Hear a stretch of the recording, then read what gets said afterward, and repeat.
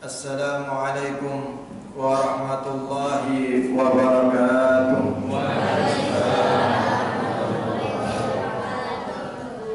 Bismillah, masyaallah, la yasuqul khaira illallah.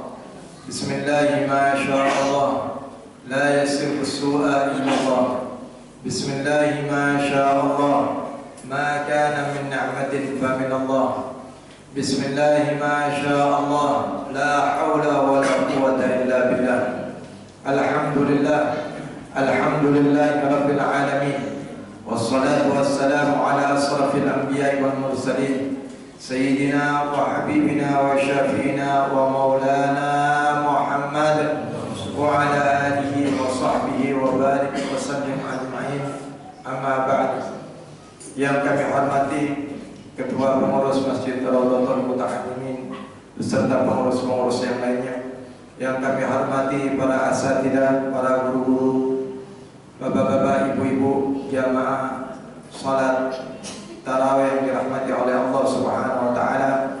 Mudah-mudahan kita selalu diberi kemuliaan oleh Allah Subhanahu wa taala, kemuliaan di dunia maupun kemuliaan di akhirat. Amin amin ya rabbal alamin. Selalu kita haturkan rasa syukur kita kehadirat Allah Subhanahu wa taala atas segala limpahan rahmat karunia-Nya kepada kita.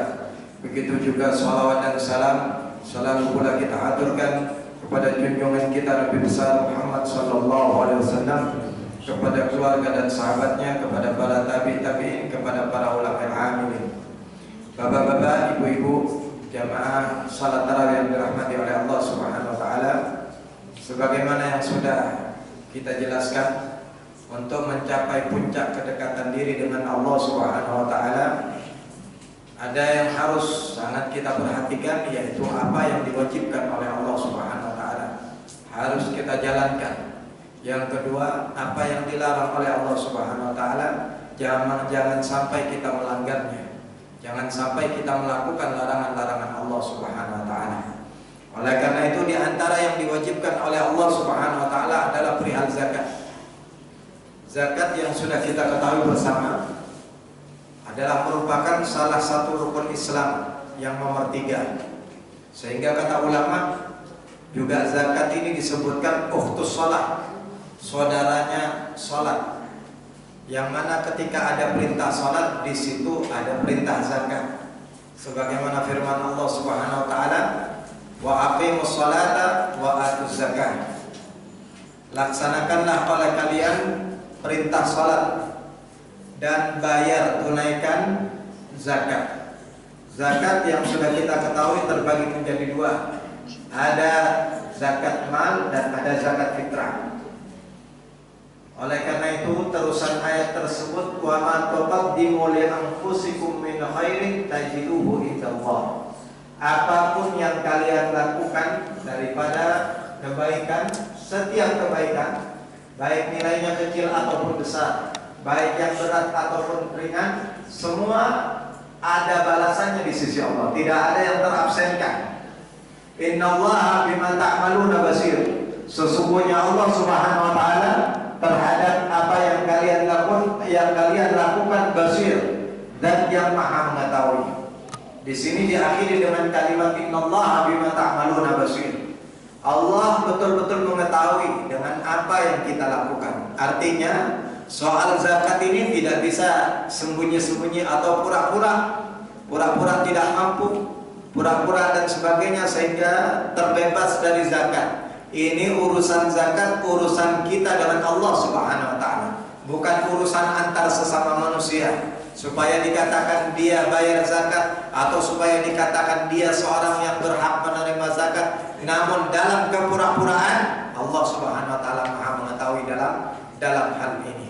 Oleh karena itu Rasulullah sallallahu alaihi wasallam bersabda, "Man kana yu'minu billahi wal yawmil akhir falyu'addi zakata mali." Barang siapa yang beriman kepada Allah dan hari akhir, hendaknya dia menunaikan zakat hartanya. Kata Al-Habib Abdullah bin Al-Haddad dalam kitab Tasawuf Diniyahnya, beliau mengomentari hadis ini, fa'afhama alaihi salatu wassalam anna man lam yu'addi zakah falaysa bimu'min. Bahwasanya orang yang tidak mengeluarkan zakat, tidak menunaikan zakatnya, di sini Rasulullah memberikan pemahaman dia tidak beriman kepada Allah Subhanahu wa taala. Oleh karena itu beliau meneruskan penjelasannya, wa'lam anna man shalla wa shama wa hajja. Ketahuilah bahwasanya orang yang melakukan salat, melakukan ibadah puasa, melaksanakan kewajiban haji ke tanah suci Makkah, lam yaqbalillahu lahu salatan wala siyaman wala hajjan. Allah tidak akan menerima salatnya, Allah tidak akan menerima puasanya, Allah tidak akan menerima ibadah hajinya hatta yukhrijaz zakah, sehingga dia mau mengeluarkan zakat. Wa dzalika li'anna hadhil asya' murtabatun ba'daha bi ba'din. Karena rukun Islam yang 5 itu satu sama lain saling terkait. Ketika pertemuan yang lalu kita sama-sama tahu bicara soal sholat, kedudukan sholat itu dalam jasad manusia seperti kepala. Kedudukan sholat dalam agama seperti kepala di dalam jasad manusia. Artinya dianggap nggak punya agama orang yang tidak melakukan sholat. Di sini dijelaskan maka tidak akan diterima semua sholatnya, puasanya, hajinya sampai dia mau mengeluarkan zakat. Ditangguhkan oleh Allah Subhanahu wa taala. Kenapa la yaqbalullahu min 'amilil amal bi ba'diha hatta ya'mala biha kullaha? Allah tidak menerima amalnya orang yang di dalam mentaati kepada Allah pilih-pilih. Apa yang diwajibkan oleh Allah, sami'na wa ata'na. Kami akan taati dan kami akan patuhi Allah. Itu yang harus kita lakukan, tidak pilih-pilih. Wa dzalika warada fil hadis. Keterangan seperti ini sudah banyak dalam riwayat-riwayat hadis. Oleh karena itu supaya kita tidak merasa berat dalam mengeluarkan zakat, ketahui dengan benar, pelajari bahwasanya zakat itu tidak seperti yang kita bayangkan. Semua harta dihitung, mobil dikalkulasi, rumah, tanah, semua dihitung. Naudzubillah. Ya, bukan seperti itu caranya. Oleh karena itu dalam kelanjutan keterangan beliau, wa'lam anna zakata la tajibu illa fi malin makhsusin. Ketahuilah zakat ini tidak wajib kecuali pada harta-harta yang telah ditentukan oleh Allah Subhanahu wa taala. Wa huwa nisabu, dan itu pun harus mencapai satu nisab. Apa saja yang harus mencapai satu nisab? Minad dhahab wal fiddah, emas dan perak. Nisabnya 85 gram untuk emas. Keluar nanti ada takarannya di belakang. Setelah itu minad dhahab wal fiddah wa amwalit tijarah, barang-barang perdagangan. Wal an'am, hewan-hewan ternak. Hewan-hewan ternak hanya terbatas pada onta, sapi, dan kambing. Seandainya ada orang punya ayam 100.000 ekor, tidak wajib mengeluarkan zakat atas nama ternak, tidak ada zakatnya. Selain 3 hewan ternak tadi yang disebutkan. Setelah itu minal hubub wat thimar, dari hasil pertanian, biji-bijian dan hasil buah-buahan. Buah-buahan pun terbatas, hanya kurma dan inab. Itu saja ya. Dan sekali lagi itu harus mencapai satu nisab. Nisabnya emas sudah disebutkan sama dengan amwal tijarah, barang-barang perdagangan, yaitu dikiaskan kepada emas. Jika nilai barang perdagangan dan uang yang diputar mencapai 85 juta, jika 1 gramnya 1 juta, ya berarti nisabnya 85 juta, dikeluarkan 2,5%. Selanjutnya, wa kadzalika la tajibu illa fi waqtin makhsusin. Begitu juga zakat itu tidak wajib kecuali pada waktu yang telah ditentukan oleh Allah Subhanahu wa taala. Wa huwal haulu, yaitu berputar 1 tahun. Tidak ada yang namanya zakat bulanan, zakat profesi dan sebagainya. Jangan sampai kita mempercayai pada pemungut-pemungut liar. Ya. Jangan sampai percaya tidak ada zakat bulanan, potongan gaji bulanan untuk dizakatkan, itu tidak ada. Harus berputar waktunya 1 tahun. Yang pertama 1 nisab syaratnya, kedua waktunya berputar 1 tahun. Apa saja yang berputar 1 tahun? Minan naqdi, dari emas dan perak. Wa amwalit tijarah, dan barang-barang perdagangan. wal an'am, hewan-hewan ternak, wa indal hasad fil hubub wat thimar. Kalau hasil pertanian dan buah-buahan itu apa? Haulnya, waktunya ketika panen baru ada zakatnya. Itu pun jika mencapai 1 nisab. Sekarang ada pertanyaan, bagaimana orang punya uang 500 juta, 300 juta diputar untuk perdagangan dan 200 juta ngendap. Ya. Maka yang 300 juta di waktunya, hitungan haulnya dari dia memulai buka toko. Misalnya pada hari ini tanggal 20 Ramadan dia buka toko, ya, maka 20 Ramadan akan datang. Jika mencapai 1 nisab maka dikeluarkan zakatnya. Jadi hitungan haulnya dari permulaan dia berdagang. Ya. Kalau emas, permulaan haulnya dihitung dari awal nisab. Pada saat ini saya punya seandainya 85 gram, maka tahun akan datang tetap segitu jumlah emas. Jumlah emas tidak berkurang dari 85 gram, bahkan bertambah, maka dikeluarkan zakatnya pada tahun akan datang tersebut. Ya. Adapun harta yang endap 200 juta tadi ikut seperti emas. Untuk haulnya 200 juta, permulaan haulnya dari ngendapnya. Ya, berarti 200 juta sudah mencapai nisab. Ya, 200 juta berarti uang 300 juta awal haulnya dimulai dari awal dagang. Uang yang 200 juta, yang 300 juta tadi kan diputar untuk dagang. Jadi awal nisabnya, awal haulnya dihitung awal dia berdagang. Kalau yang 200 juta, awal haulnya dihitung dari berputar setelah apa? Dari awal nisabnya. Karena 200 sudah nisab, langsung pada saat itu dihitung sudah nisab dan berputar setahun, maka keluar zakatnya. Jadi perbedaan uang yang ngendap dengan uang yang diputar, perbedaan dalam memulai waktu haulnya.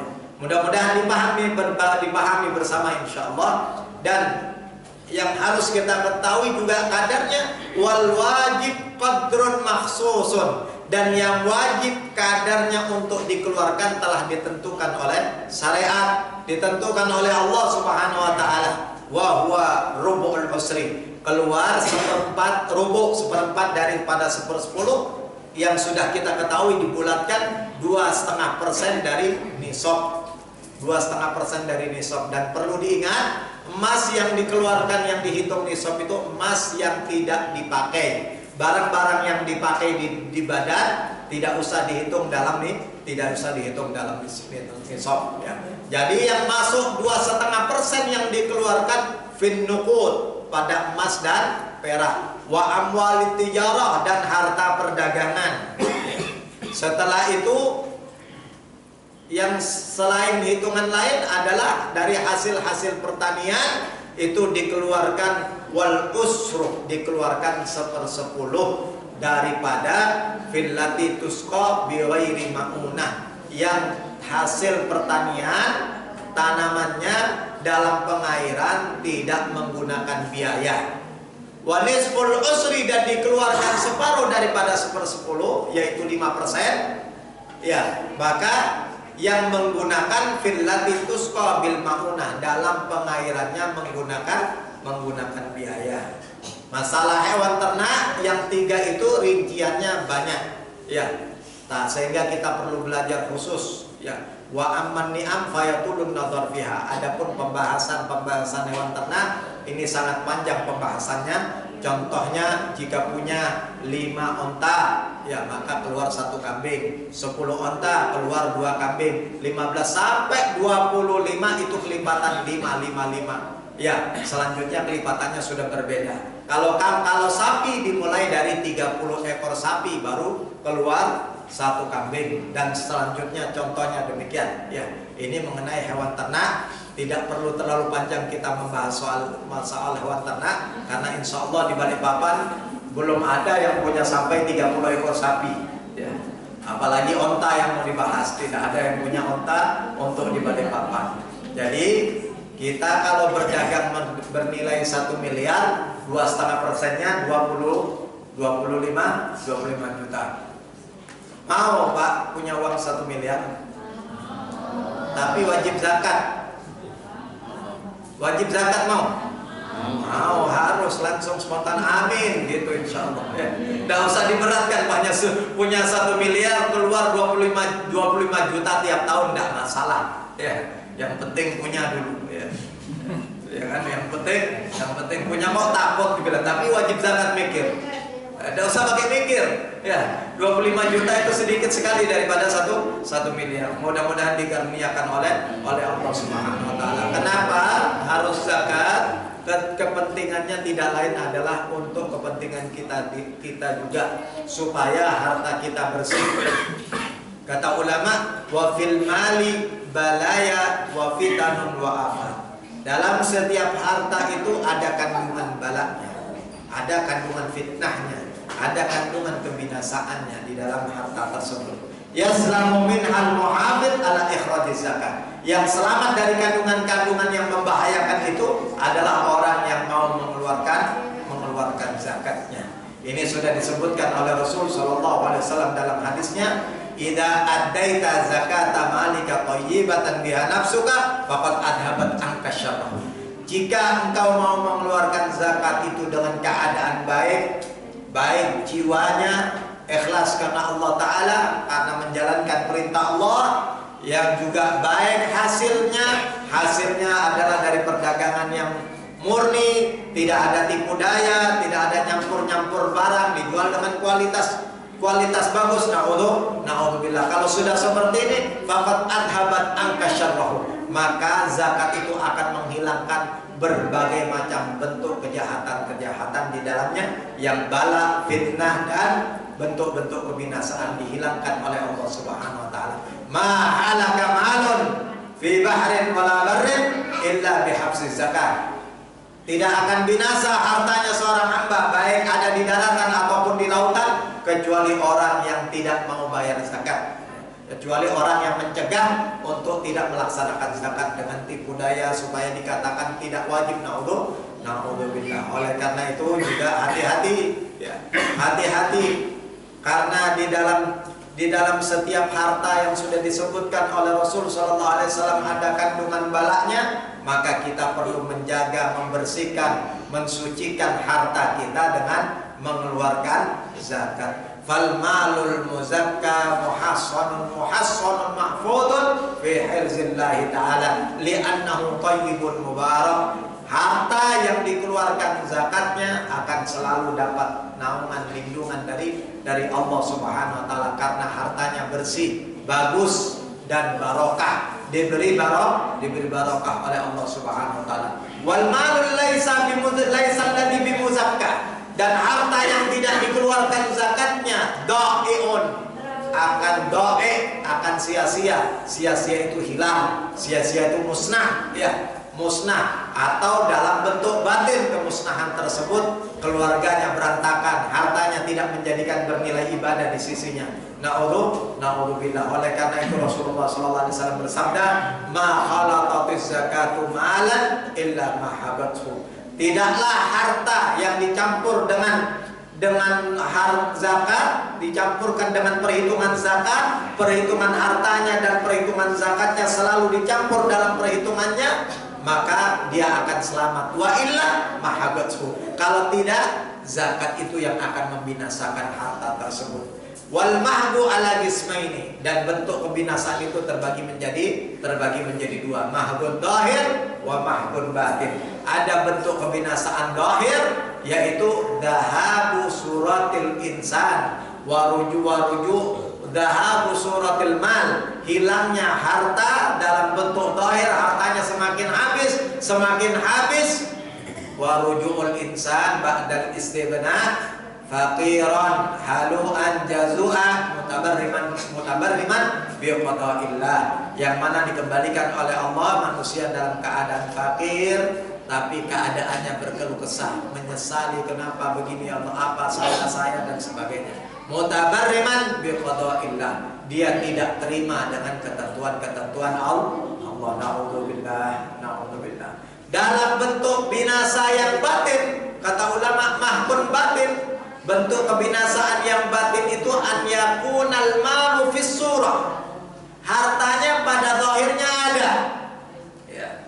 Bahkan maujudan katsiran, dalam keadaan la yantafi'u bihi sahibuhu. Akan tetapi pemilik harta ini tidak bisa menggunakan dengan benar, tidak bisa mengambil manfaat dengan baik, sehingga hartanya tidak menjadikan bernilai ibadah di sisi Allah. Hartanya habis untuk sia-sia, bertambahnya pun bukan karena barokah, karena supaya istidrat dari Allah, dapat uluh-uluh dari Allah Subhanahu wa taala, supaya nanti gampang dihisabnya, supaya ada alasan banyak untuk diadab karena kepemilikan hartanya. Na'udzubillah, tsumma na'udzubillah. Oleh karena itu semua yang dijelaskan ini adalah dalam ancaman-ancaman di dunia. Ancaman-ancaman di akhirat lebih panjang lagi pembicaraannya. Oleh karena itu yang terpenting hasinu amwalakum bis shadaqah. Hasinu amwalakum bis zakah. Bentengi harta-harta kalian dengan zakat. Wadau mardakum bis shadaqah. Dan obati orang-orang sakit di antara kalian dengan sedekah. Mungkin ada yang sudah berobat ke sana kemari dengan penyakitnya, namun tidak sembuh-sembuh. Coba rajin-rajin sedekah. Perhatikan harta-harta yang belum dizakati. Coba untuk dikeluarkan, dihitung-hitung. Jangan sampai kita tidak pernah mau tahu dengan keadaan perdagangan kita, karena di antara kita Balikpapan ini rata-rata dagang. Dan yang kedua adalah mengenai zakat fitrah. Mengenai zakat fitrah sudah kita ketahui bersama. Takarannya sudah dikeluarkan pengumumannya oleh pemerintah. Juga yang wajib mengeluarkan zakat fitrah ini adalah setiap jiwa yang memenangi bulan Ramadan dan satu Syawal. Walaupun memenangi salah satu Syawalnya itu hanya sebentar. Misalnya ada bayi lahir pada tanggal 30 Ramadan setelah sholat asar, maghribnya kan sudah masuk 1 Syawal. Ternyata jam 7 di waktu maghrib meninggal. Ini wajib zakat karena dia memenangi Ramadan dan 1 Syawal. Kalau ada orang meninggal ba'dal asar nanti pada tanggal 30 Ramadan karena dia tidak memenangi 1 Syawal, maka tidak wajib zakat fitrah. Yang penting dia hidup dalam bulan Ramadan dan 1 Syawal, walaupun hanya sesaat, walaupun hanya sesaat, maka harus keluar zakat fitrahnya. Dan zakat harta, zakat mal sudah disebutkan di dalam Al-Quran, harus dihabiskan ke 8 golongan tersebut. Tidak boleh dikeluarkan kepada yang lain-lain atas nama instansi yatim atau rumah yatim dan sebagainya. Tidak boleh kecuali kepada jiwa anak yatim. Tidak setiap anak yatim itu miskin, ya kan? Karena tidak ada kata yatim piatu. Tapi kalau memang anak yatimnya tergolong atas nama fuqara masakin atau orang itu tergolong punya hutang, maka 8 golongan itu diperhatikan dengan baik. Jangan sampai masuk ke kas masjid. Sekali lagi, jangan sampai masuk ke kas musola dan sebagainya. Itu tidak diperbolehkan, haram. Dan antara perbedaan panitia zakat dengan badan amil zakat hendaknya diperhatikan. Badan amil zakat berhak menerima zakat, panitia zakat tidak bisa menerima zakat. Untuk selanjutnya, ya mudah-mudahan jika ada yang bertanya soal ini panjang lebar, nantinya boleh setelah sholat tarawih kita duduk-duduk bareng sambil bertanya dengan rinci dan sebagainya. Karena biasanya saya menyampaikan soal zakat ini di kuliah subuh biasanya. Waktunya agak lebih panjang karena ini waktu yang sangat terbatas. Mudah-mudahan ini hanya untuk mengingatkan, karena orang belajar zakat ini hanya belajar tahunan, ya.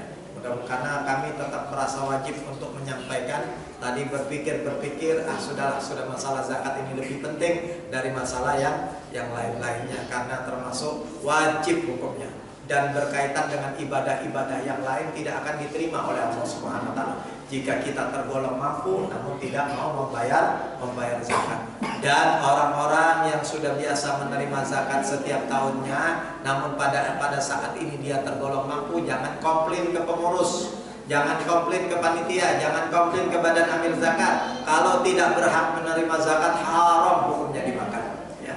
Tidak boleh sama sekali. Mudah-mudahan ada hikmahnya. Sekali lagi apa yang kami sampaikan tidak lain demi kepentingan untuk pengetahuan bersama dan untuk kepentingan bersama, tidak maksud untuk menyinggung siapapun, namun karena Allah Subhanahu wa taala. Kurang dan lebihnya mohon maaf yang sebesar-besarnya. Wassalamualaikum warahmatullahi wabarakatuh.